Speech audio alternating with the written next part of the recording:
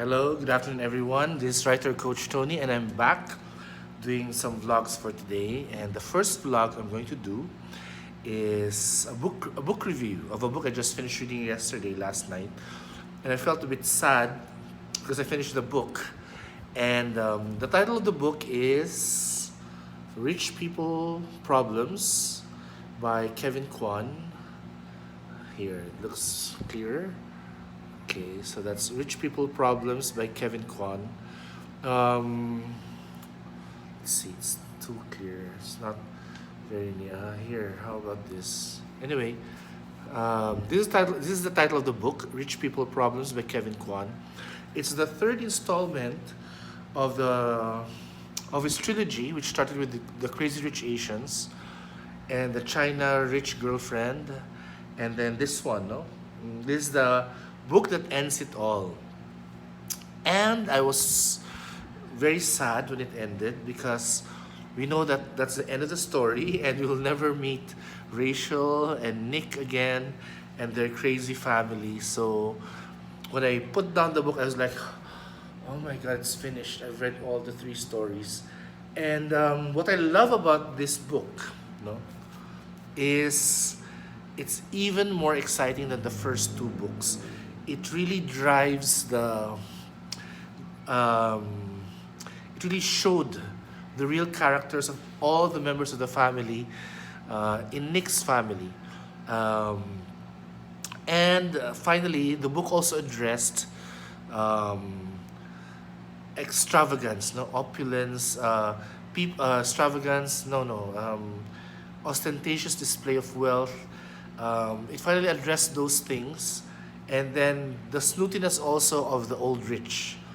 It kind of pricked the conscience of the so-called old rich, and because they're very snooty, no, they don't mingle with ordinary people. When in reality, they did not. It's because in the book, Kevin writes.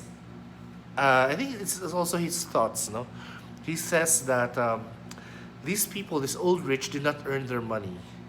They just received it, and their job is just to hold on to it long enough to give it to the next generation, and so on and so forth. And in a way, they have not achieved anything. No, it came to the point. That realization came when Astrid examined her life. You know, in this book, Astrid Leung, the cousin of Nick Leung, if you remember, Nick Young, sorry, um, will encounter so many problems. Kawawa naman si Astrid here. She gets to meet a lot of problems, and then at at the point where she was really pushed to the wall, she stepped back from her life and examined her life and examined her relationship with her parents. And her realization showed that she has been living her life through the fears of her parents. And in a way, yes, she's very wealthy. Yes, she has many properties. Yes, she has so much money, but her life has no meaning. And that's why I'm happy with the ending of the book. These characters who did not even have to work a day in their lives have finally found their true calling. And I think that's what the lesson of the book is. It's extolling all of us, whether you're rich, you're poor, you're middle class, to find our purpose in life. And it also touched me because I had to find, like, what is my purpose in this world? I mean, I'm almost 50, and my life is going to end soon, and I have no redeeming legacy. So in a way, I felt like I was Astrid, no, although I'm not rich like Astrid's character. I also love the book number two. Number one was because of that realization of the rich people, of these extremely rich people, that it's not really the wealth that counts, it's what you do with the wealth that will contribute to the goodness of the world. The second thing I like about the book is that it really tries to be authentic, because there's a part here. The other parts I cannot vouch because I'm not Chinese. I'm not from Singapore, so I don't really know the inside story of Singapore, its history. But towards the end of the book, they talked about Manila, Philippines. They talked about Palawan. They talked about Philippine cuisine. So in a way, I was able to check, if Kevin really checks his sources, and he does. The spelling is correct, the context of the food they were eating is correct, the time it was served is correct. So kudos to Kevin Kwan. You really did your homework. At least in the Philippines side, I'm so proud. Thank you for making our country look good. No? I've never been to Palawan, and I actually have no plans to go. I'm not really an island person. I'm more of a city museum person. But I love the treatment that you made in the book as you used that setting for the realization part of Astrid. Actually, that's a part that really struck me because, yeah, because I think Astrid and I are at the point of our lives where we're thinking, yeah, what's my purpose in this world? No? So that's number two. Number three is I like how it's very funny. This book is very funny. Because Eddie Chung and Kitty Ma. No, sorry. Kitty Bing. Sorry. It's Jack Ma. I think Jack Ma is a real person.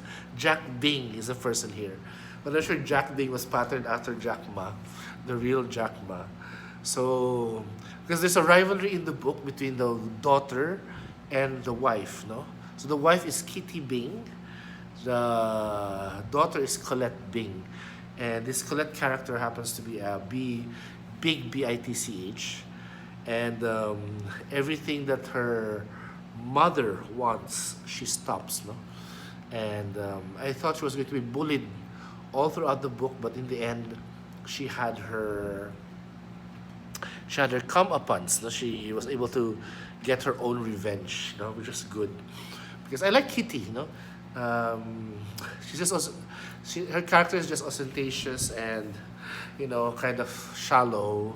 I guess everyone who comes into money, even like a millionaire for a day would want the designer stuff, but one thing I tell you, it gets old. Those designer stuff, it will get old, and you'll come to a point where it wouldn't really attract you anymore. I think that's the part where Nick is already. He doesn't really give an shit about those things, because in a way he's also wealthy himself.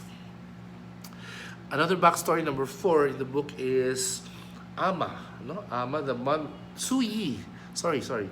Ama is the maid. Su Yi, the grandmother of Nicholas, she's like the center of the story because all the wealth comes from her.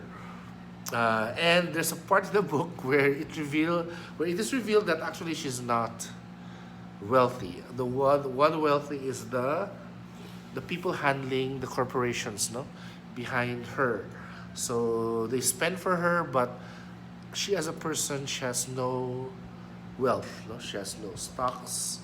That's a burst her bubble. That burst everyone's bubble actually in the story, as the will was read. So the will reading is also funny. So in a way, this book is more than what I expected it to be. I really thought, how long is this ostentatious, this show of wealth going to end? Because it gets old. You get tired reading. The best like this, the best like that. I mean, who cares? But in the end, towards the third, like this part of the book, the realizations came, and people who deserve to be treated badly were given their karma. So that works well for me. I like that part because I don't really like characters being bullied, especially when the characters bullying them are wealthy, and should have the moral higher ground, not to be a better person. So I'm sad. I'm gonna miss this trilogy. I want to read again China Rich Girlfriend. That's the first one I read. I read that first in 2016, and I read Crazy Rich Asians last year, and I finally read this year. I just want to reread Cheddar-Rich Girlfriend just to encounter some parts of the story which are crazy. Oh, another important character in this story is Oliver Tien. Oliver is the cousin, the poorer cousin of the Nicks, of Nick Young, and the rest of his cousins. And he's the only one who said, "Oh God, I have to work for my money," you know. Sana, there will become a point where he doesn't have to work for his money, and it did come in the movie. I mean, in the book, that he didn't have to work for his money.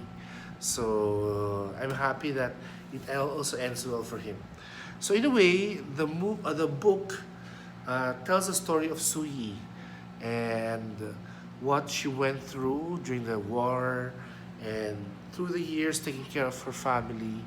You'll really love her, and the Nick racial thing kind of just goes out of the main story, you know, because they've finally accepted racial warts and all, you know, that she's this ordinary daughter. They don't really care.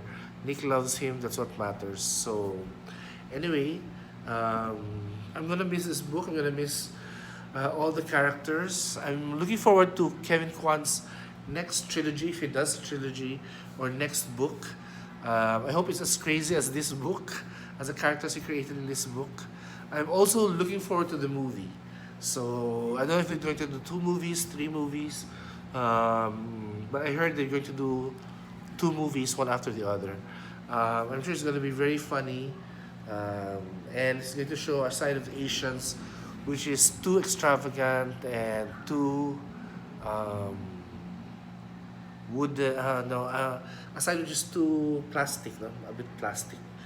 So anyway, thank you for watching my book review. I strongly suggest you buy the book if you like light reading fare, no? So it's Kevin Kwan, Rich People Problems. If you just want to lay back, have a laugh, and read about the lives of other rich people, really rich people, then this book is for you. But otherwise, you can always wait for the movie version to come out. So anyway, thank you very much for your time. Keep safe, everyone. Take care. Wear your mask. Wash your hands. And stay away from places where there are many people. So this is writer Coach Tony again. This is my book review of Rich People Problems. Take care, and please watch my video.